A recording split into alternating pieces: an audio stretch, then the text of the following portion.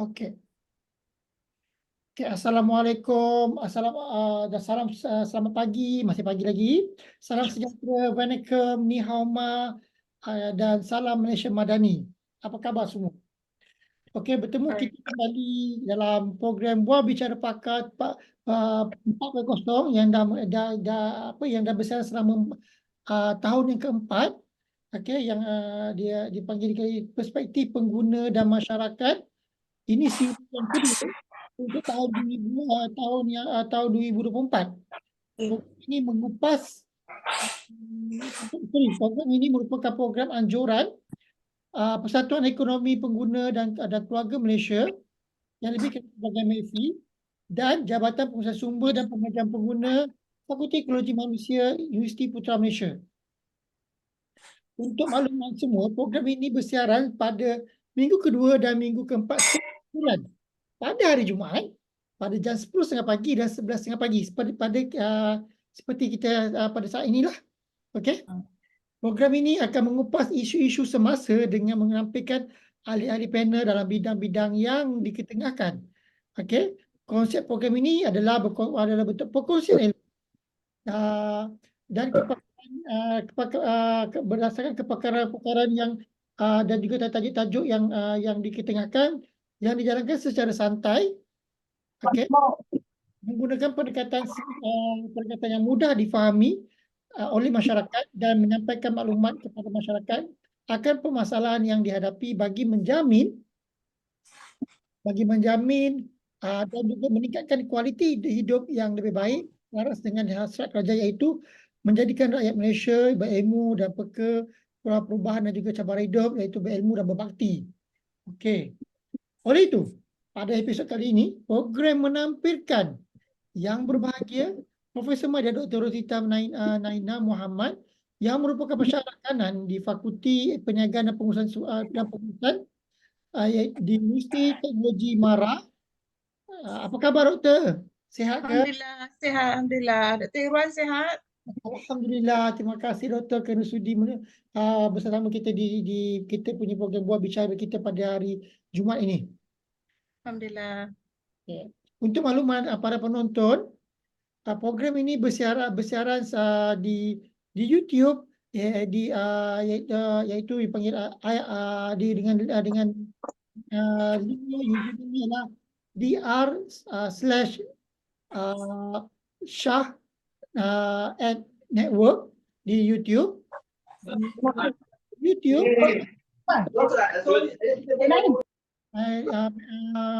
TikTok, Facebook.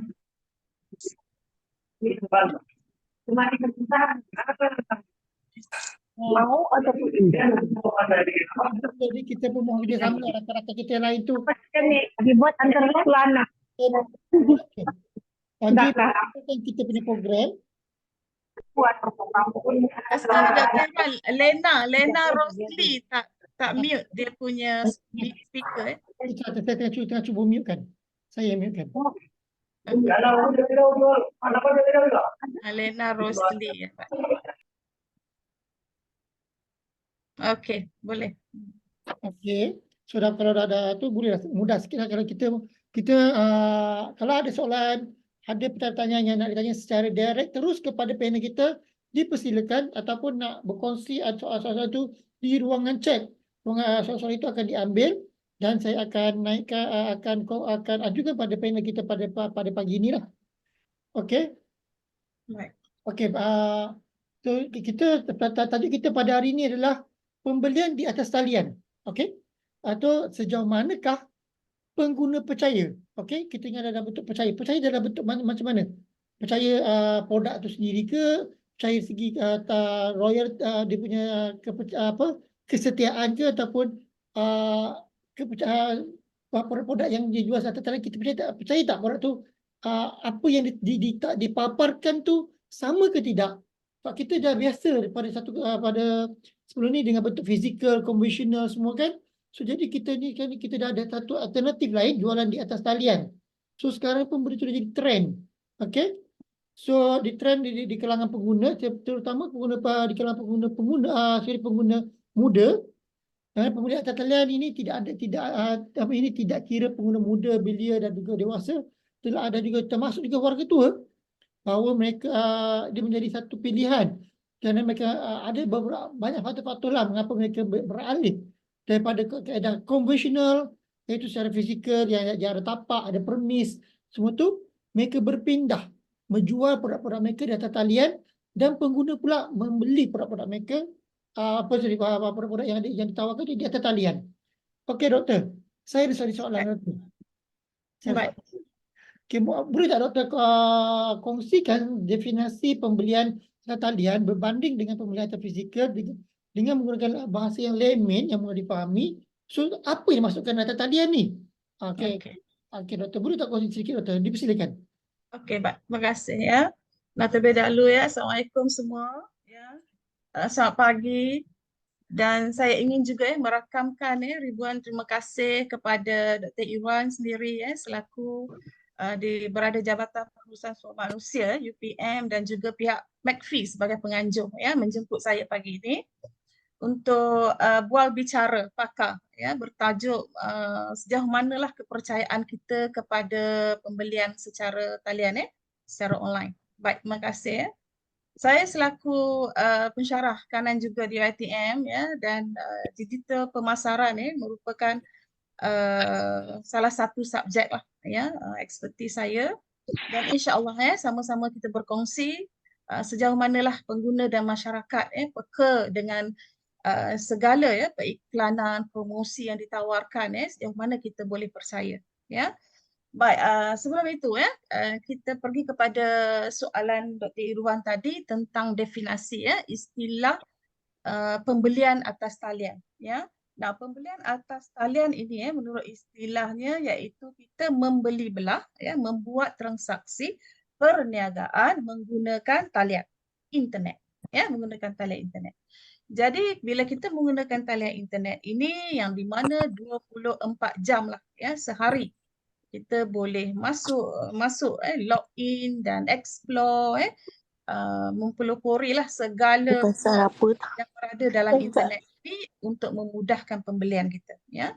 So jadi pembelian ini adalah melalui aplikasi aplikasi yang ditawarkan oleh peniaga untuk kita lakukan transaksi, dan kita panggil platform lah saluran pemasaran digital menggunakan platform. Okay. Now, platform ini juga banyak di pasaran. Kita boleh buat pilihan, is about our own choice untuk membeli melalui saluran mana. Alright. Now, kita ada platform TikTok. Sekarang ini famous lah dengan TikTok. Kita ada platform Facebook apps kita ada juga Shopee Ini Shopee, contohnya Shopee, Lazada, Zalora ini adalah organisasi besar yang membawa jenama brand syarikat itu sendiri dan menawarkan platform mereka sendiri. Jadi kita boleh membeli melalui platform ini di mana produk dan perkhidmatan ditawarkan secara meluas. Ini juga jadi satu pilihan. Alright. Nah, di samping itu juga kita kena fahami definisi tentang logistik.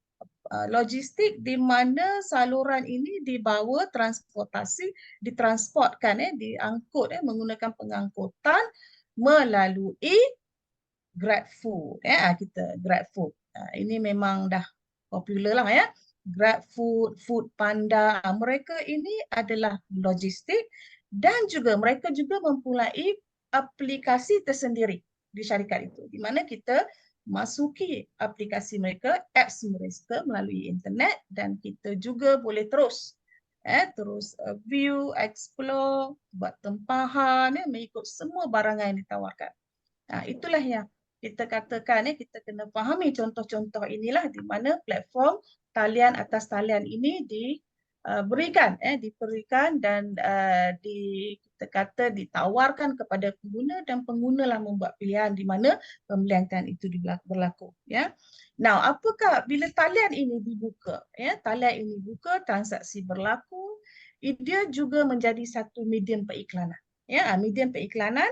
Dia mengiklan barangan dia, promosi dia, gambaran dia, features dia, mungkin pembungkusan packaging dia, nama jenama semua berada di situ. Menjadi pilihan jenama mana yang kita nak. Ya. Sama ada jenama itu popular ke, jenama daripada antarabangsa ke, jenama lokal produk kita, barangan produk tempatan kita. Now, di samping itu juga dia ada respons secara langsung. Ini menjadi pilihan. Bila kita masuk kepada digital, faham kepada definisi saluran pemasaran digital ini, kita menjadi pilihan untuk respons secara langsung. Di mana kita membeli, kita buat tempahan, kita boleh buat komen di situ. Kita boleh juga membuat pembayaran terus. Itu juga adalah kita panggil respon secara langsung. Kita suka tak suka number of like, dislike, comment, giving some critics juga di sekarang ini pun popular dengan netizen kecaman dan sebagainya, situ juga boleh berlaku secara langsung. Ini jadi satu pilihan juga. Ya, pilihan juga. Nah, di samping pilihan sebagai platform urus niaga penjualan, transaksi berlaku, jualan dan pembelian, dia juga sebagai media perhubungan. Kita kata media perhubungan tadi, kita boleh berkomunikasi dengan organisasi itu sendiri. Di mana mereka mempunyai ejen-ejen mereka, seperti dropship agent dia, ya, di mana barangan itu disimpan, dikeluarkan, ya, juga mempunyai unit-unit pengangkutan juga di situ. Yang kita juga mempunyai pilihan untuk memilih sama ada untuk membayar secara COD ke cash on delivery ataupun membayar secara terus menggunakan perbankan online. Masih online, aktiviti digital saluran pemasaran online. Nah, di samping itu peniaga juga memberi perkhidmatan kepada pengguna dia, servis. Servis ini perkhidmatan di segi penghantaran terus, boleh bayar secara angsuran. Itu juga satu perkhidmatan. Barangan mempunyai warantinya, garantinya, pulangan balik jika pulangan balik kewangan itu jika tidak berpuas hati, itu semua terma dan syarat yang dikeluarkan oleh peniaga. Ya, itu tertakluk kepada jenis barang-barangan yang ditawarkan. Ya, jadi dia juga merupakan medium saluran pengedaran supaya kita ini mudah mendapat maklumat, ya, menerima barangan itu, jaminan di situ dan kelas keselamatan di situ. Okey, itu istilah dia daripada definisi dari segi istilah dan saya huraikanlah, ya. Saya beri contoh. Baik, Doktor. So, saya rasa penjelasan tu bagi saya, kita dah sikit tapi dia dah jadi komprehensif. Yes. So, jadi saya dah faham. Saya dah mungkin rata penonton kita yang mengikuti program kita sekarang ni yang ada ruang kita ni ada 110 orang. Alhamdulillah. So, makin ramai. So dia memberi maksud bahawa pembelian yang ada itu perkhidmatan di atas perkhidmatan yang ditawarkan dalam ataupun perhubungan, matang perhubungan yang ditawarkan yang melibatkan pembelian. So itu secara asasnya, Doktor, ya. So asasnya. So dia ada interaksi. So interaksi, two-way communication. Cuma dia tidak berlakunya ada berbentuk fizikal. Okey, itu asas dia. Okey. So apa pandangan Doktor, ya? So saya lihat benda perkhidmatan ini di negara luar, contoh di Jepun, di China, di US, ia satu perkara yang common. Tak ada apa yang nak diragui. Tapi kalau di Malaysia ni, dia menjadi satu persoalan. Sejauh manakah, kalau itu soalan kita, kepercayaan, sejauh manakah tahap daripada pandangan doktor lah, daripada pengalaman dan juga dapatan kajian-kajian doktor buat sebelum ni, kepercayaan ataupun kesetiaan pengguna kita ni yang dia dah berani beralih daripada fizikal kepada online. Okey. So kenapa dan soalan saya seterusnya ialah kenapa dia berani beralih? Kenapa dia tak nak royal kepada fizikal ni?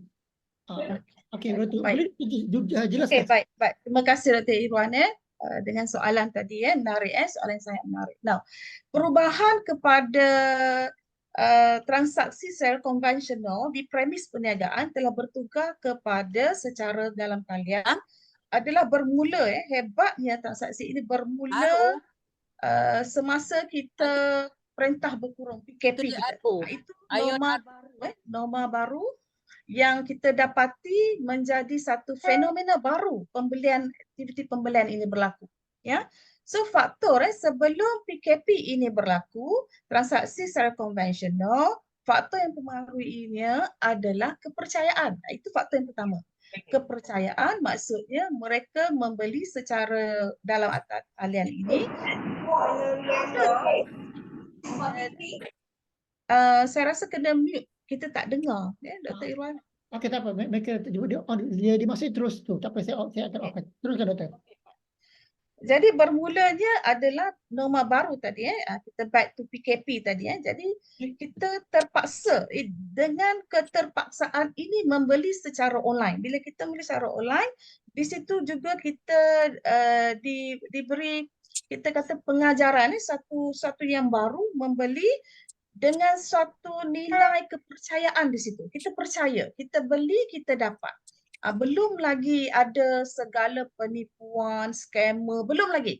Sebab itu satu norma baru yang niaga tonjolkan, kita pun baru jadi semua sihat. Perniagaan secara sihat berlaku. A very healthy phenomenon there. So jadi kita gembira. Kita gembira. Tetapi bila selepas PKP, selepas PKP, perubahan lifestyle kita lebih moden, kita lebih sibuk, kita masih menggunakan perkhidmatan ini. Tetapi faktor yang pengaruhinya adalah faktor kemudahan. Lifestyle kita change. Kita sibuk bekerja, student sibuk, jadi grab and go. Online, itulah datangnya istilah Grab Food, Food Panda, mudah untuk membeli. Inilah perubahan-perubahan berlaku daripada konvensional kepada talian. Seterusnya, because of kita tahu ada juga data-data yang mempengaruhi kepada pembelian ini. Doktor, boleh on mic, Doktor? On mic? Maaf, Doktor. Boleh Doktor boleh on mic? Doktor Rosita boleh on mic sekejap?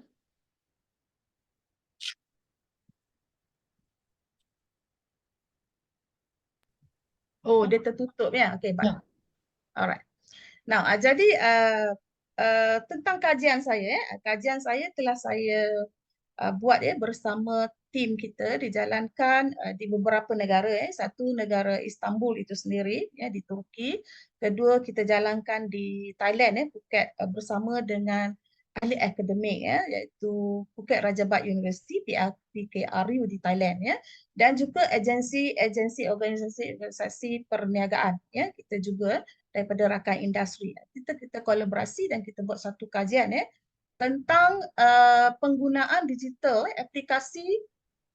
aplikasi digital pemasaran, digital marketing apps. Kita menggunakan digital marketing apps untuk kita mendapatkan responden, apakah faktor yang mempengaruhi mereka menggunakan apps ini. Ini satu perubahan daripada fenomena norma baru ini dan sedia ada hingga kini. Jadi rata-rata mengatakan satu saja, the significant relationship, hubungan yang tinggi di situ, mereka kata mereka suka dari segi kemudahan. So pengguna suka dari segi kemudahan. So apakah ciri-ciri kemudahan itu?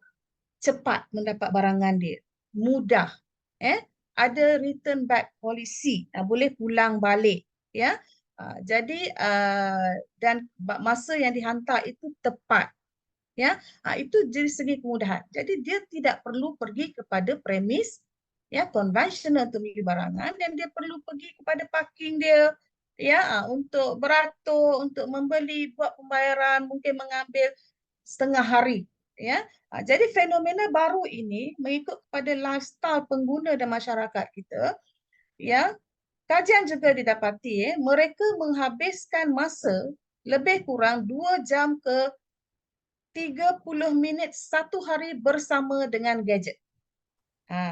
Setaruh saja purata 2 jam setengah bersama dengan kita punya gadget, iaitu it can be mobile phone kita ataupun laptop kita untuk buat pembelian. Itu. Jadi bila masa perubahan begini berlaku, inilah menjadi kita kata satu value base, satu nilai, tambah nilai kepada pembelian dan transaksi yang daripada digital, daripada konvensional kepada digital. Dr. Irwan. Jadi itu di Baik. antara perubahan yang berlaku. Baik, Doktor. So, kita ada soalan di talian. Tapi sebelum saya nak ajukan soalan ini kepada kita punya panel pada pagi ni, saya ingatkan kepada para penonton pada pagi yang mengikuti program kita pada ini,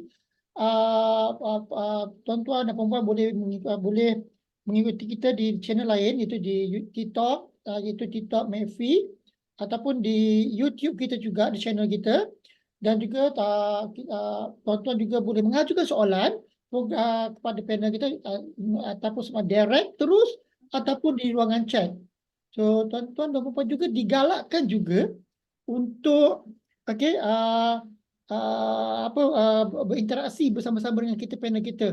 Program ni secara santai, kita tak ada format tertentu, kita santai supaya kita dapat menerima ilmu tu secara baik. Okey, baik. Kita ada satu soalan, Doktor, daripada Dr. Normazila. Okey, beliau, bagaimanakah pengguna boleh melindungi diri mereka dari pelbagai penipuan yang berlaku seperti kualiti barangan, barang tidak diterima atau pihak-pihak yang scammer? Okey, Doktor, soalan ni saya nak tanya dah, tapi dia tanya, okey, dia macam faham apa saya tanya. Okey, dipersilakan, Doktor. Ulas sedikit. Okey, baik. Terima kasih tentang soalan itu. Baik ya. Nah, soalan yang sangat baik. Jadi ini adalah suatu soalan yang kita perlu menunjukkan nilai, iaitu kita perlu berhati-hati. Jadi bila membeli itu perlu berhati-hati, menunjukkan segala pembelian yang kita buat, kita pastikan pengiklanan itu daripada syarikat yang benar, syarikat yang sahih. Jadi kita perlu menjadi pengguna yang bijak, masyarakat yang bijak. Mesti mencari ilmu daripada tawaran yang dibuat. Kita tidak boleh membuta tuli membeli. I have to say that word lah. Kita tengok, kita ada duit RM100, kita terus nak beli. Log in, order di Shopee. Tiba-tiba Shopee itu adalah platform yang fake, scam. Hati-hati link-link yang diberikan itu di mana tawaran periklanan itu sentiasa ada di situ. Jadi kita perlu menjadi a very smart consumer. Pengguna yang bijak. Nah, apa yang menunjukkan kita bijak ini? Strategi bijak dalam beli dalam talian. Pertama, maklumat itu perlu disimpan sehingga barang yang dipesan tu sampai. Maksudnya bila kita beli barangan tu sampai, perlu simpan dari mana tempahan dibuat. Now, kita simpan apa? Kita simpan resit dia, iklan dia, daripada link yang kita dapat itu kita simpan. Supaya rujukan di masa hadapan. Dan kita bila dapat barangan di tangan, kita kena semak tempoh penghantaran dan masa yang diiklankan. Sebelum sampai barang itulah kita semak bila sampai di mana. Kita mungkin tempah di China sampai di sini dalam seminggu, atau tempah di local market kita sampai di sini 2 hari. Itu perlu berhati-hati. Itu kita kata tadi word tadi, berhati-hati supaya kita menjadi pengguna atau pembeli yang bijak. Jadi simpan segala maklumat dan nombor pengesahan kurier itu sendiri. Now, pernah terjadi pengguna ini telah tertipu menempah baju raya tetapi menerima sehelai t-shirt. Kerana apa? Kerana kurier itu sendiri, maklumat kurier itu tidak jelas. Siapa kurier itu sebenarnya? Kurier itu pun datang daripada syarikat scammer itu sendiri.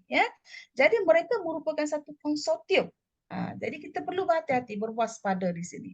Jadi kita simpan maklumat dan nombor pengesahan kurier dan simpan juga rekod komunikasi kita bersama mereka melalui email. Yes, mungkin kita bercakap dengan dropship ke ejen ke syarikat itu melalui email ke, kita simpan.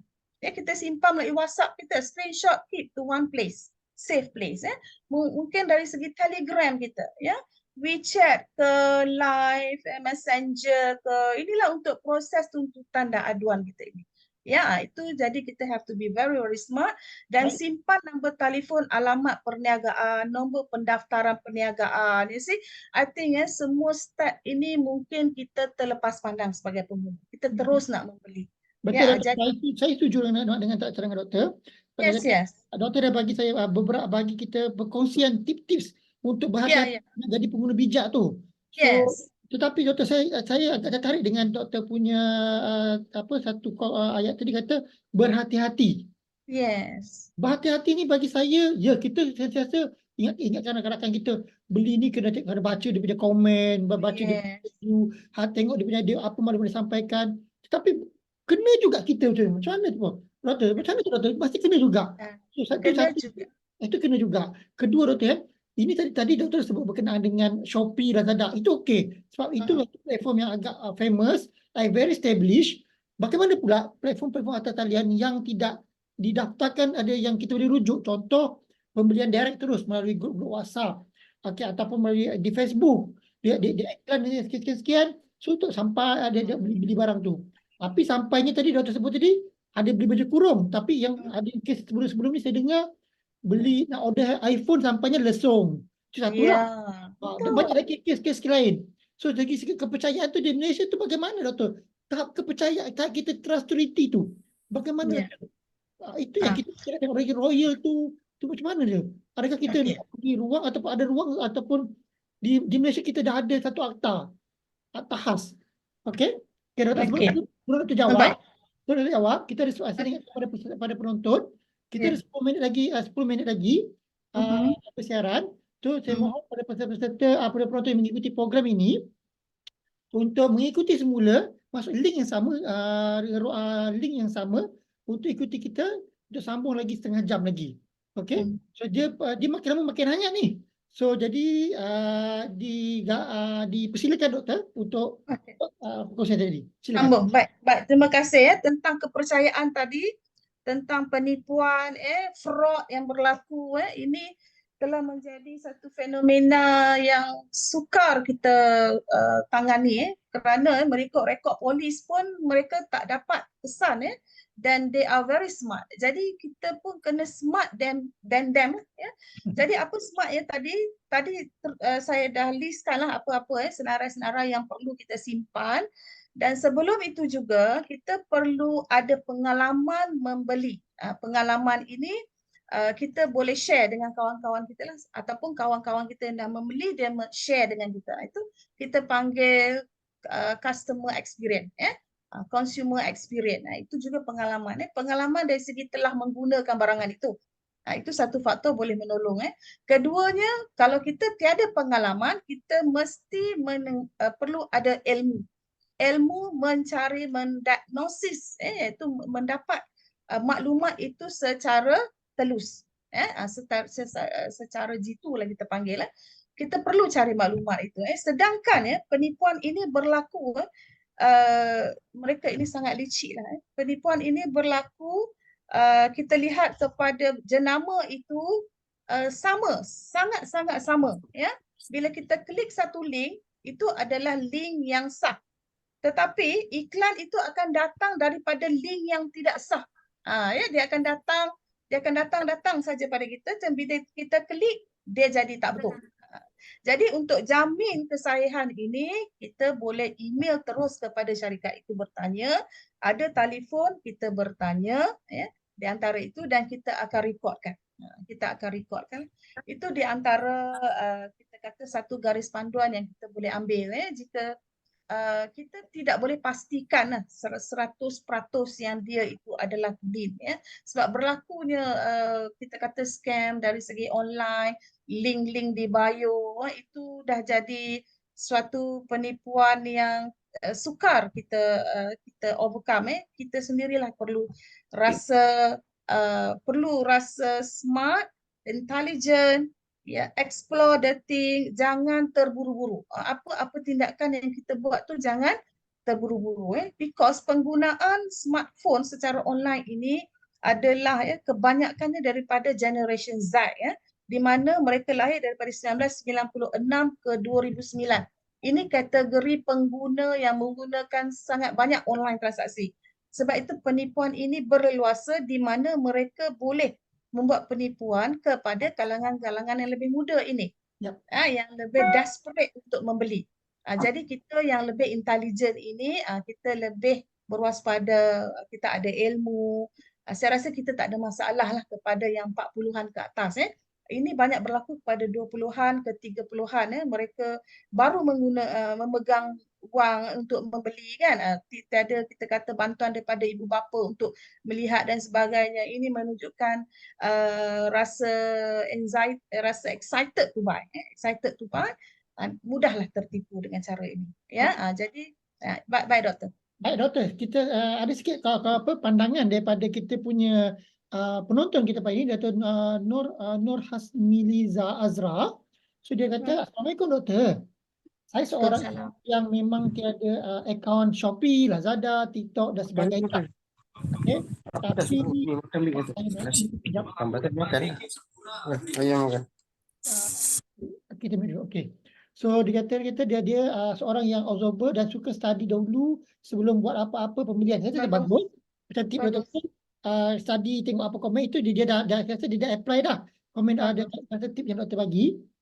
Dari review malahan chat-chat yang dah dengan penjual dan dari mana-mana dengan negara anak saya baru form 3. It's good. Okay. Dia kongsi pengalaman ni saya nampak ni. Okay, pengalaman saya adalah melalui anak dan juga maklumat-maklumat yang anak beri. Saya sangat surprise. Tapi so far, semua pembelian yang saya beli secara online guna akaun anak saya, so far good. Okay, maksudnya dia dapat feedback yang bagus. Positif. Alhamdulillah. Tapi saya ada kalanya lebih masih suka pembelian secara fizikal. Masih style orang lama dia kata. Itu pandangan dia lah. So dia maksudnya dia ada satu mengata kata kesetiaan. Royal je tu. Royalnya pada pembelian fizikal, dia percaya kata kalau dia dapat merasa, melihat depan mata sendiri dan kata boleh kata sentuhan tu macam mana berbanding melihat. Itu pandangan beliau lah. Okey doktor, kita ada lebih kurang 4 minit, sempat satu soalan lagi doktor. Doktor, boleh tak doktor kongsikan pandangan berhubung dengan jualan di atas talian yang memaparkan imej, ilustrasi yang mampu mempengaruhi pengguna untuk membuat pembelian seperti pembelian yang memaparkan saiz yang besar, warna yang menarik, lepas tu dengan tagline yang menggiurkan, dan kata lepas tu dengan tawaran-tawaran seperti 999, 1111 semua tu kan. Dan lepas tu dengan adakah kualiti yang ditawarkan tu adakah setimpal dengan digambarkan. So bagi sikit komen pandangan doktor. Okay, thank you Dr. Irwan, terima kasih. Now, ini kita berbalik kepada etika perniagaan, ya, ethics dalam perniagaan. So, apa yang kita tawarkan, mengikut definisi pemasaran pun, apa yang ditawarkan perlu memenuhi cita rasa pengguna, memenuhi kepuasan dan kehendak pengguna. Itu a basic definition. Jadi, apa barang yang ditawarkan memenuhi kepuasan dan kehendak, sama ada dia buat periklanan ke, mempamerkan barangan ke, jual pada kita ke, physical product item, it has to be satisfied. Kita perlu satisfied. Ya, itu basic je. Jadi bila dia tak memenuhi itu, ia telah tidak beretika. Now, kadang-kadang bila kita tengok dalam iklan, dia kata it's not like an illustration. Ya, apa yang dia letak itu adalah semata-mata iklan. Jadi we have to be smart. Kita sebagai pengguna kita mesti bijak. Ya, kita nampak dia cantik, sedap makanan itu, jadi kita terus nak order. Jadi berhati-hati. Lihat kepada kualiti. Lihat kepada harga dia. Berapa harga yang dia tawarkan. Kadang-kadang harga yang dia letak tu tak setimpa dengan gambar yang ditunjukkan. Itu juga kita boleh nilai value worth for money. Is it worth nak kita membeli? Berbaloi ke tidak? Ya, itu satu tanda tanya. Jadi kita sebagai pengguna yang bijak ini, kita mesti melihat setiap sen yang kita bayar, kita dapat manfaat. Kita dapat worth for money itu tadi, value in return. Kita dapat berbaloi yang kita perlukan. Jadi kalau dia letakkan gambaran begitu ingredient, of course lah, for example kita beli mie rebus, ya, udang tu letak 5 ekor. Tiba-tiba datang pada kita, dalam gambar 5 ekor, datang pada kita 2 ekor. Jadi kita sebagai pengguna yang bijak, kita return back. It has to be our own right. Itu right kita. Return back. Saya perlukan 5 ekor. We have the right. Consumer is always right. That is the basic and fundamental that we have to know as a pengguna.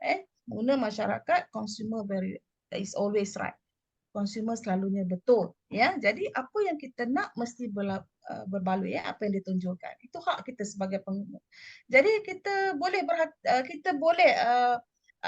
mendapat apa yang ditawarkan tu seperti mana yang kita inginkan bila kita berani bertindak. Bertindak maksudnya pulang balik, return back policy, itu perlu ada. Ada kita gunakan. Kawan tak jangan apa-apa lagi. Jadi kita tidak mudah tertipu dengan ingredient ke, ilustrasi, packaging ke, botol saiz besar ke, kecil ke, warna merah ke, biru ke, ya. Saya juga pernah pengalaman saya bekerja bersama dengan industri di restoran lah, antarabangsa. Apa yang ditawarkan di menu board, billboard dia mesti ditonjolkan di kaunter. Betul. Ada. Kita kurang daripada 1 minit, mungkin kurang itu. Okey. Saya ingatkan sekali lagi pada penonton, mohon masuk semula pada kita punya ruangan. Kalau sekiranya terputus, mohon masuk semula untuk kita mengikuti, untuk bertanya soalan, mengikuti kita punya perkongsian semakin hangat ini. Dan juga kalau ada soalan-soalan dah boleh